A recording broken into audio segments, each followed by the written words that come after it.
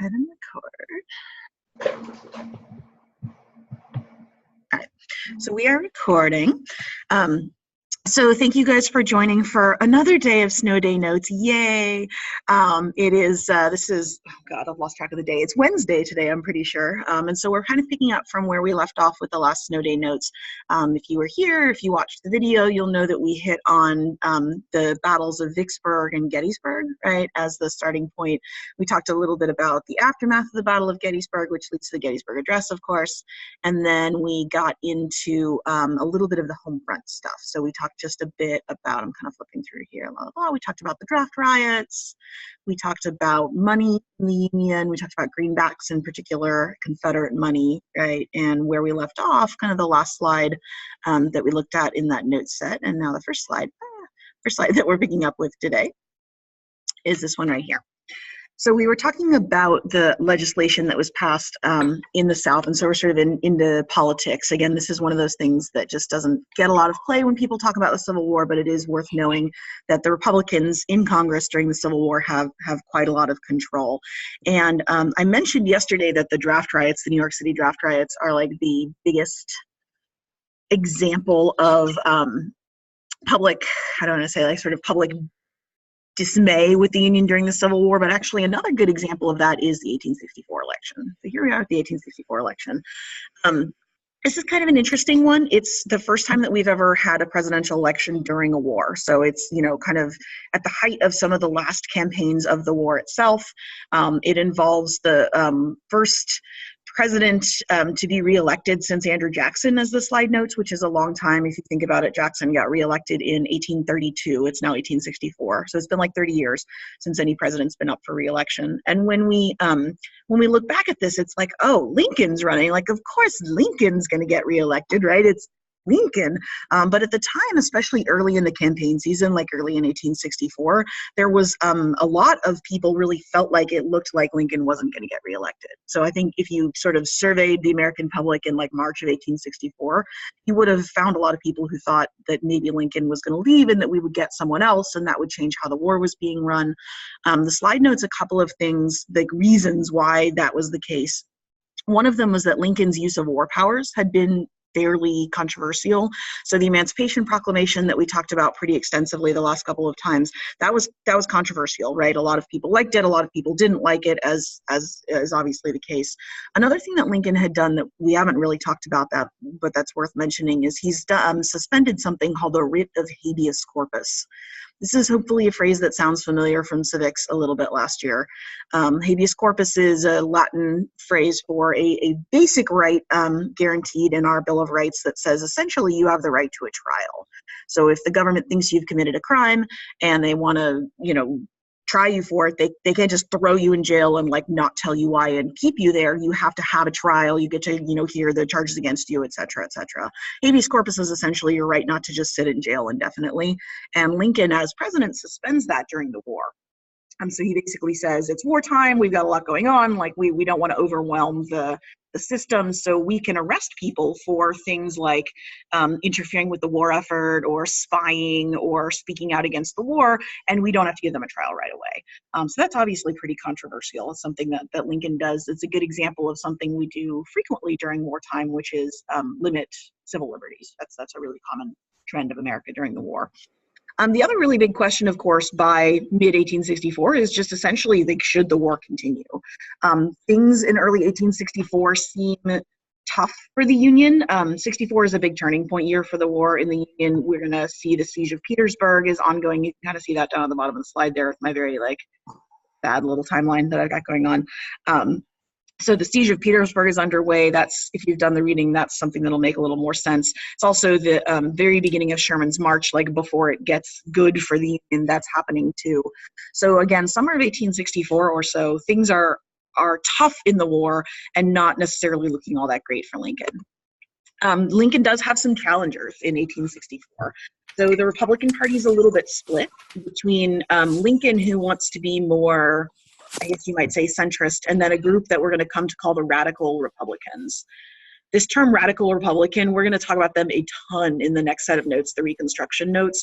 They are, exactly as the name implies, they are Republicans who are on the more radical end of the like Republican political spectrum. And they're going to nominate our buddy John C. Fremont. So Fremont is within the Republican Party challenging Lincoln. He's going to drop out of the race in like September of 1864, thereabouts.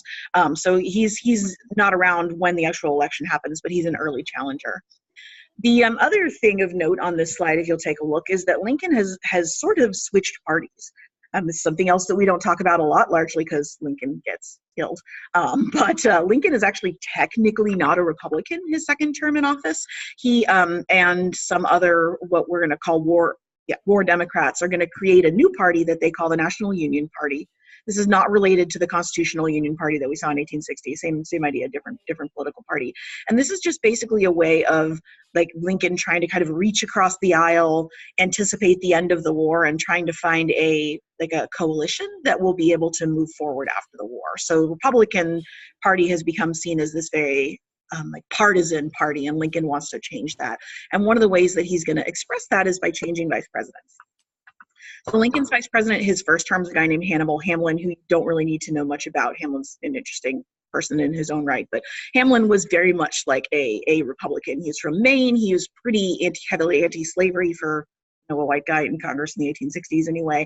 And so he is going to get dumped by the National Union Party, and Lincoln instead is going to pick up a guy named Andrew Johnson for his second term vice president. Johnson holds the distinction of being the only senator from a southern state, from a Confederate state, to stay with the Union. So Tennessee is where Johnson is from. Tennessee secedes, right? And Johnson, instead of going and joining the Confederacy and being like a Confederate senator or whatever, Johnson stays in the United States Senate, representing Tennessee, even though Tennessee is like sort of Confederate, right? Kind of a confusing situation for him to be in. So he's a Democrat, or he was a Democrat before this election, but he is a hardcore anti-secessionist, does not like kind of the wealthy Southern plantation owner class very much. And so he sticks with the Union. And so Lincoln picks him as a vice president as kind of like a ceremonial nod to, the Democrats, again, kind of a reaching across the aisle. He's a Southerner, etc. Nothing bad has ever come of picking a vice president that's not from your party, right? There's no way this could ever be a problem. Lincoln, of course, is going to get shot like 2 weeks into his second term. That's not quite right. It's maybe more like a month, but very, very quickly. And so Johnson will, of course, become president, but we didn't know that in 1864.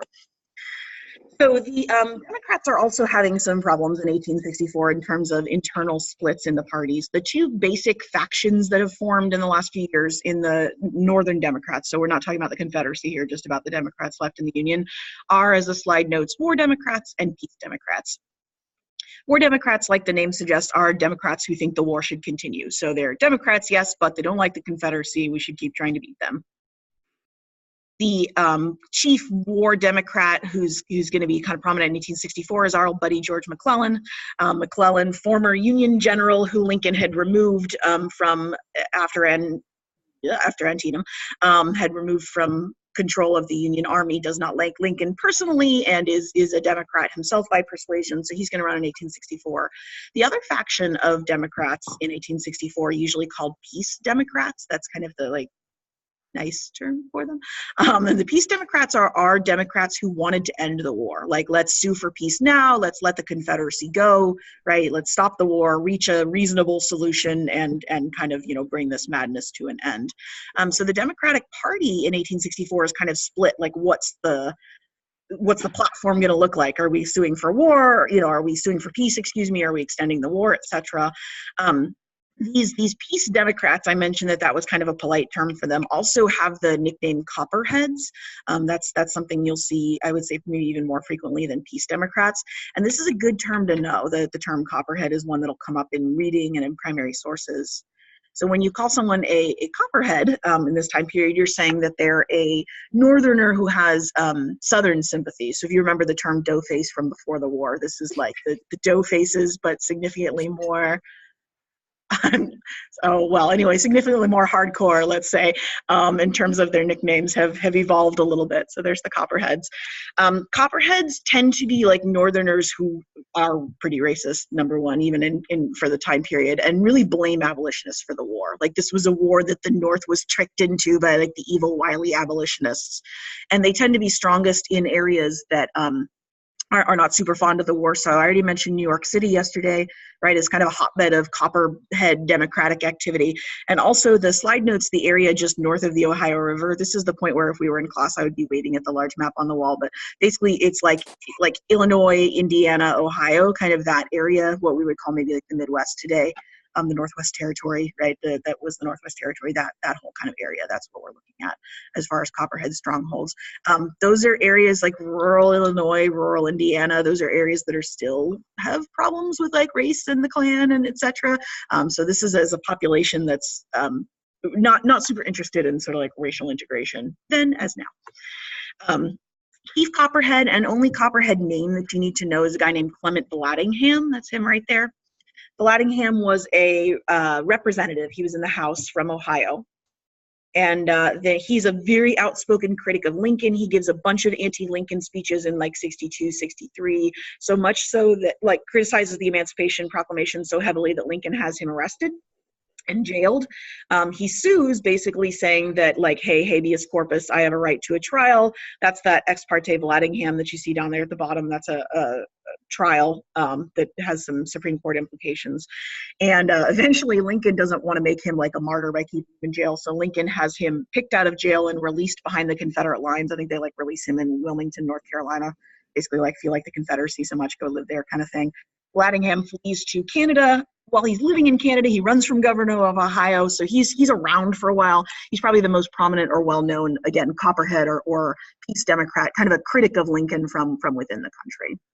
So the 1864 election is going to pit McClellan, George McClellan, who gets the Democratic nod, against Lincoln, who's technically running as a National Union Party, but is really a Republican. The Republicans, I think correctly, paint the idea of the election of McClellan here as sort of the beginning of a downhill slide towards like anarchy and despotism, etc. And in the late summer of 1864, the war starts to really turn for the Union. Sherman's March happens, Atlanta gets burned. That's all kind of like right before the election in 1864. The siege of Petersburg, we're starting to make some headway there. They have a couple like victories in and around the siege of Petersburg.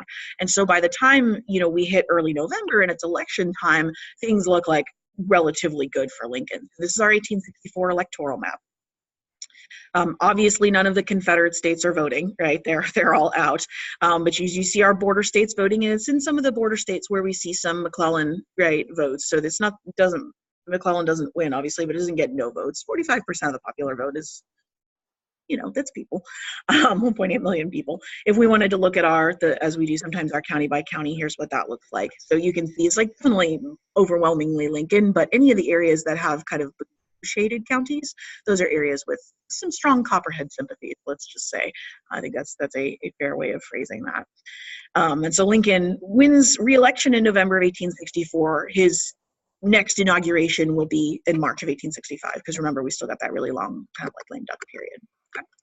Okay. So before we kind of move on, questions from anybody about the election of 1864. It's a little bit harder for me to see your verbal cues in this particular scenario, so if you want to ring in.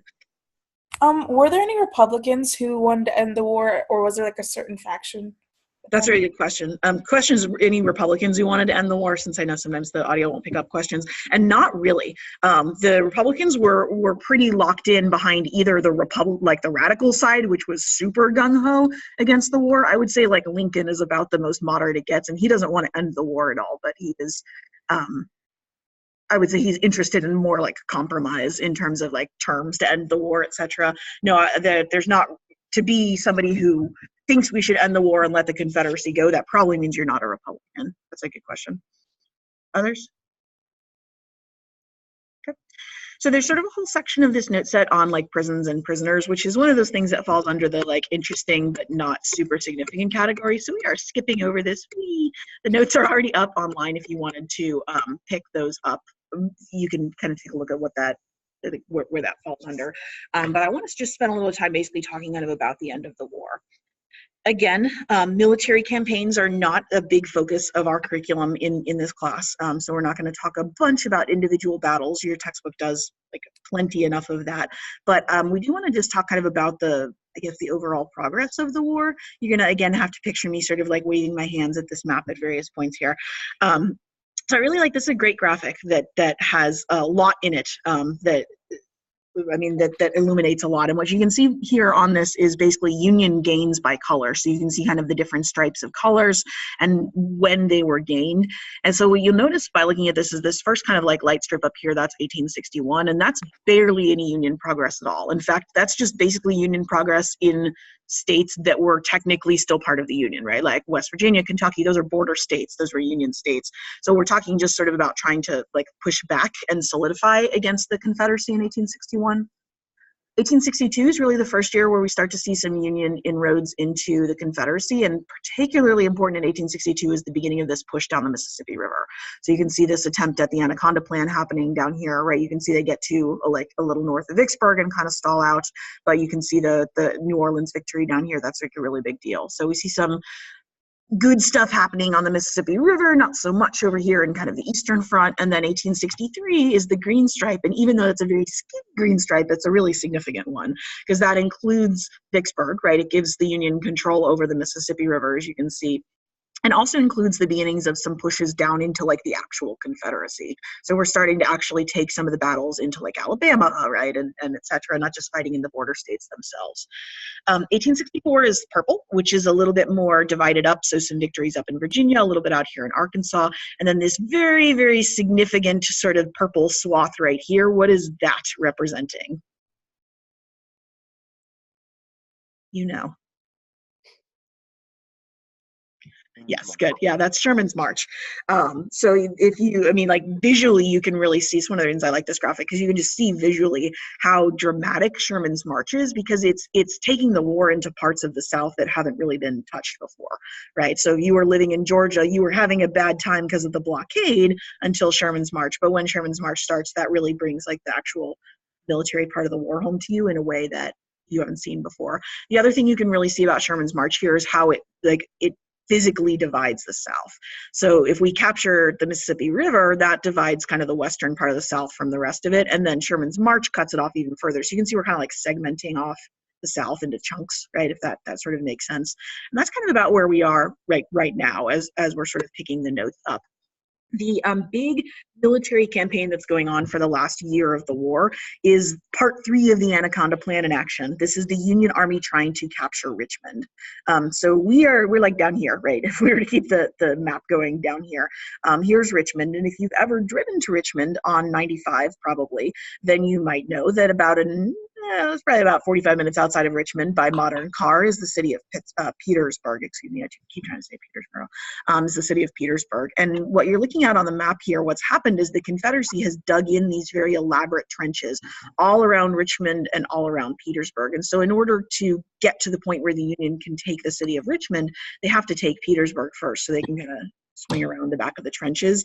And so the siege of Petersburg that lasts from June of 64 to March of 65, it's like a month-long siege, is an attempt to get these trenches to fall, to take the city of Petersburg as part of the attempt to take Richmond. And this is where both Grant and Lee are, and where both Grant and Lee are sort of focusing their attentions while Sherman's March is happening in the South. So that's kind of what's going on militarily, City Point, etc.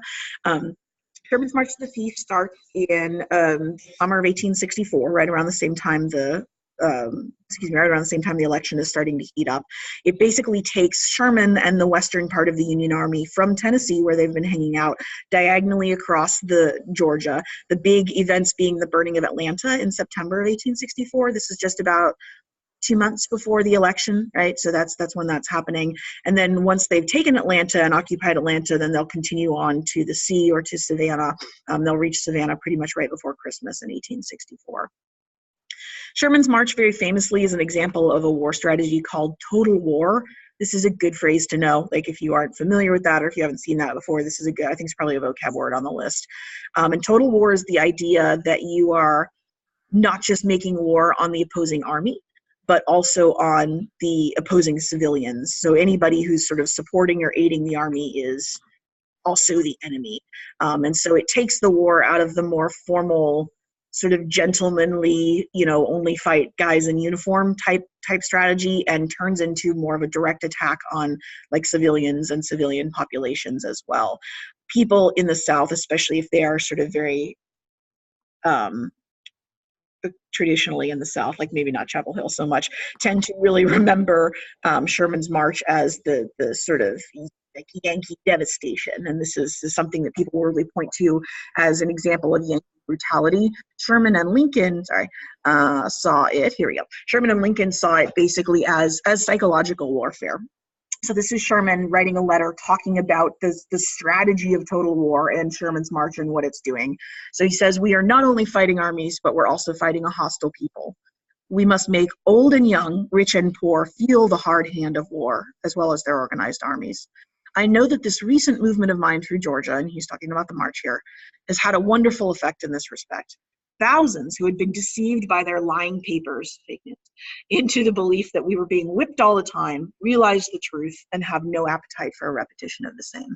So this is, encapsulates total war pretty much, this quote. He's saying, that the purpose of this, it's not just militarily to take territory, that's big, but it's to really psychologically break the back of the South, and it is pretty effective. Sherman's march does essentially do the job that I think Sherman and Lincoln want it to do, which is to weaken the sense of Southern civilians that this is a war that they can still win, even as late as 1864.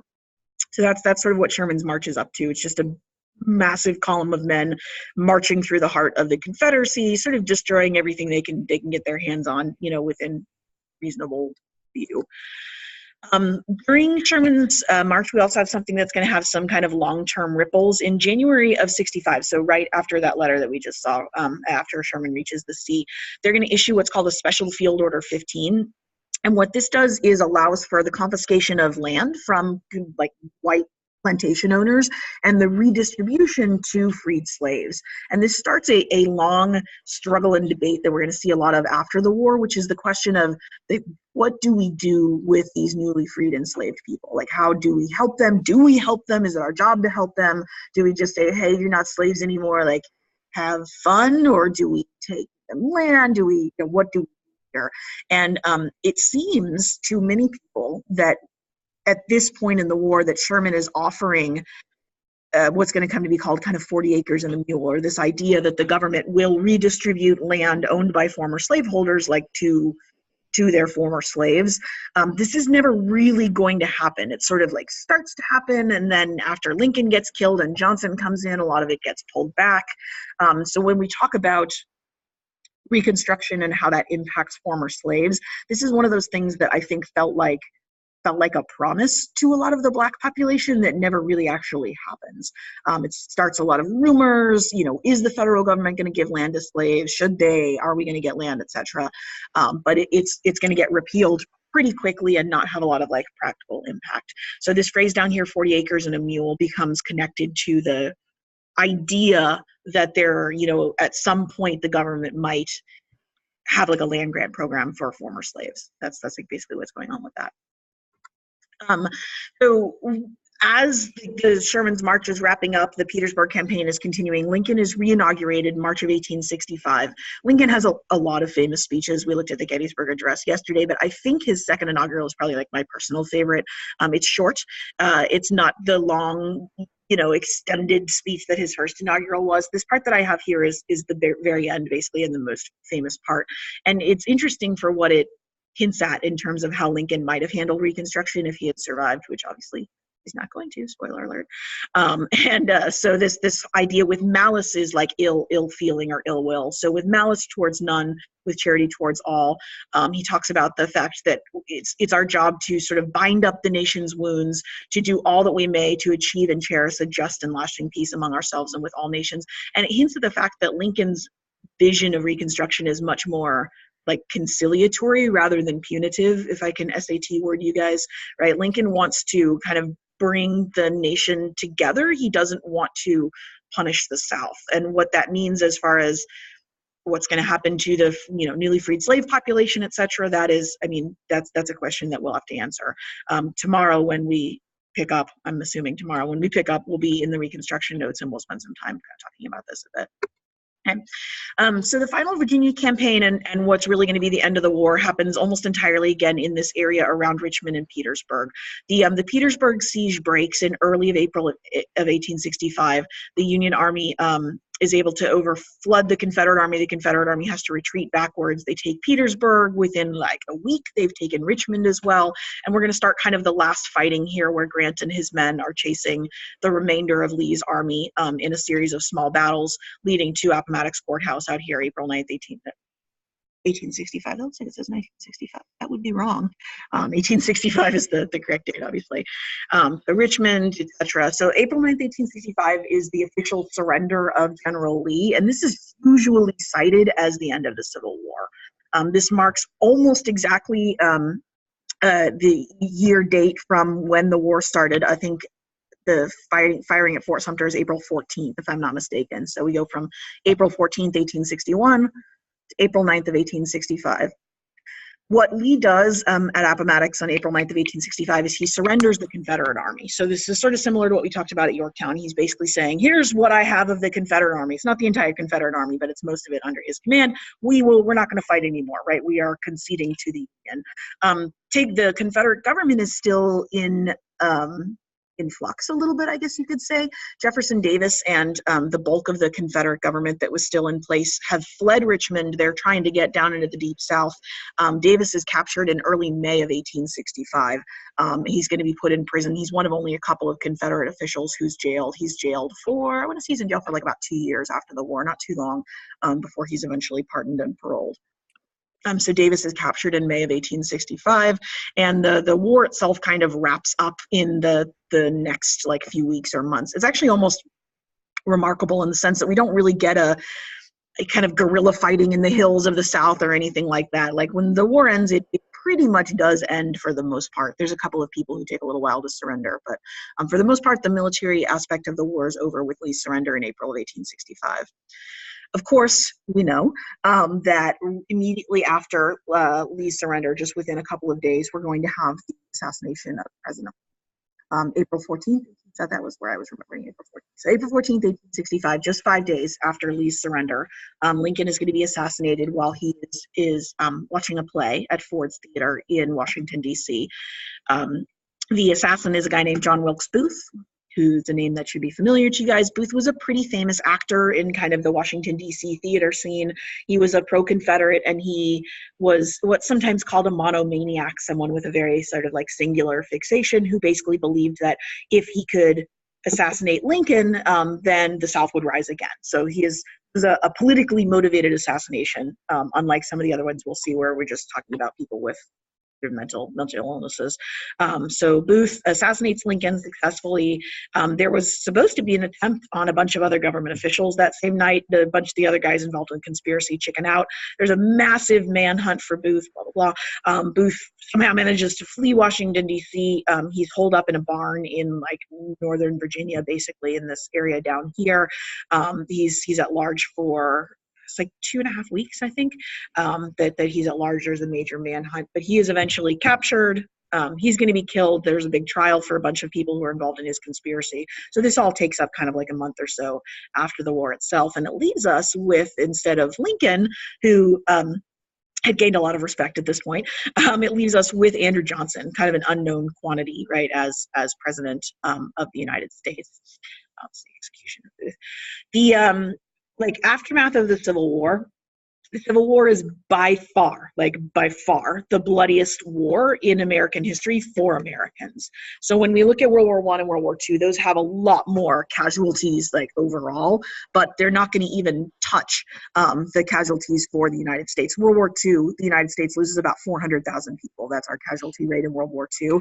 And during the Civil War, I mean, it's like 2 million, 2.5 million, depending on how you look at the casualty numbers themselves. Excuse me. It's about 500,000, I apologize, killed. The strength up here is the 3 million that we're looking at. So really high percentage of men either killed or severely wounded during the Civil War. We talked about why that is, largely because the war mechanisms have mechanized, but our medicine is still fairly lacking. Here's what I was talking about. So the casualty numbers, which include serious injuries and woundings, are a bit over 500,000 for the Civil War, and these are U.S. deaths in all other wars. So pretty much if you add every single other United States war up, you basically just about get to our casualties in the Civil War alone. So it's a really just dramatic loss of life in a very sort of significant and serious way as it goes. When we pick up with notes, which we will do tomorrow, we will be basically in, let me see if I can get back to here. We'll be basically into Reconstruction, which is something that takes a lot of explaining because it's really kind of heavily political. So questions on anything that I like skipped past relatively quickly. I did skip obviously the story of Lincoln's assassination is really interesting, but for our purposes, we can take that kind of lightly. Questions on anything? So like why is it called the final Virginia campaign?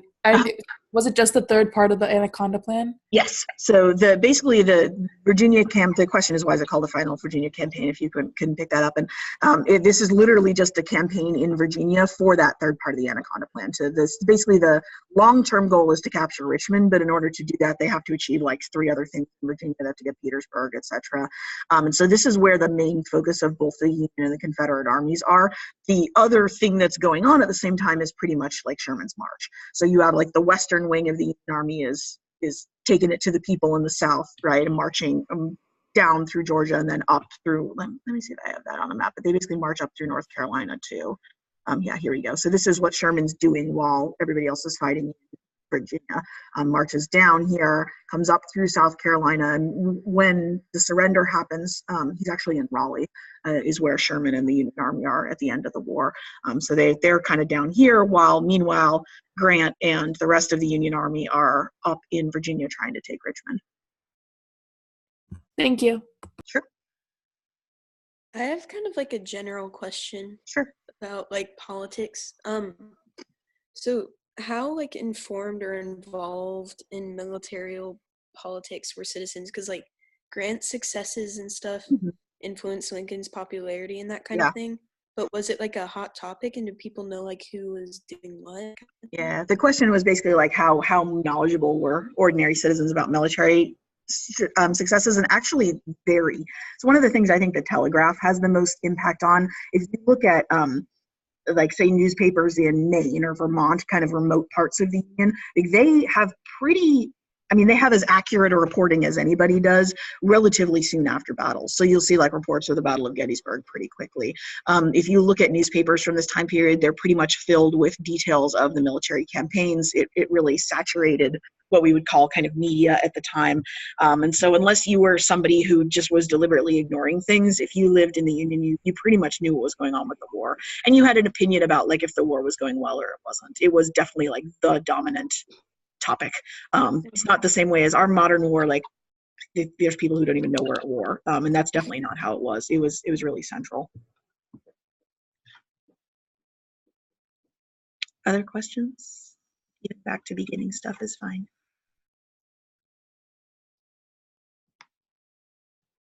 Okay. All right. So yeah, sure, go for it. I was just gonna say, like, do you know how many like civilians kind of in a ballpark like died due to like kind of war related efforts like that weren't necessarily like military deaths? Yeah.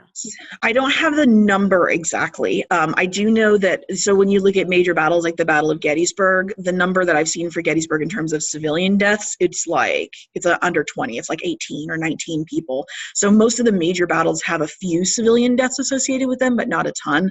And then you'll see things in the South where they'll have like disease epidemics, and that's because people are starving and they're weakened, etc. So that there's like sort of ancillary or related deaths in the South, but the civilian death toll is not massive to the not to the degree that we're going to see in the world wars, because the thing that we don't have in the Civil War that we're going to have in our 20th century wars is we don't have aerial bombing, right? So when you get to World War I and World War II, what's killing a lot of people are these massive bombing campaigns, where we're just dropping bombs on Nuremberg or Tokyo or whatnot.